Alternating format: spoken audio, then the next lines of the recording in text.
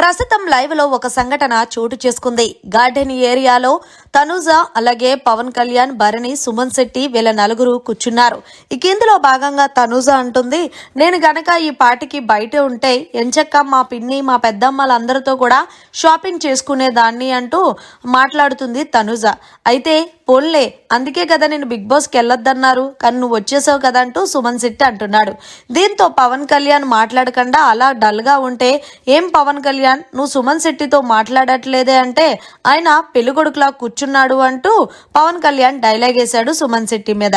అయితే మరి పెళ్ళికూతురు ఎవరు అంటూ సుమన్ శెట్టి అంటే, దానికి తనుజ నేనే పెళ్ళికూతుర్ని అంటే, మరి తోట పెళ్ళికొడుకు ఎవరు అంటే, ఇంగో మా మరిది గారు ఉన్నారు కదా పవన్ కళ్యాణ్ అంటూ ఆ మాట అనటంతో వెంటనే పవన్ కళ్యాణ్ మోహం మార్చేసుకున్నాడనే చెప్పాలి. ఇక ఇందులో భాగంగానే సుమన్ శెట్టి అంటున్నాడు, ఇంగో మా అన్నయ్య భరణి గారు నీకు మావయ్య అవుతాడంటూ తనుజకి పరిచయం చేస్తున్నాడు. అయితే తనుజ ఏమో మావయ్య కాదు మా నాన్నగారు అంటుంటే, మొత్తానికి లేదు లేదు నాకు అన్నయ్య అవుతాడు కదా అంటూ సుమన్ శెట్టి ఏదో మాట్లాడుతున్నాడనే చెప్పాలి.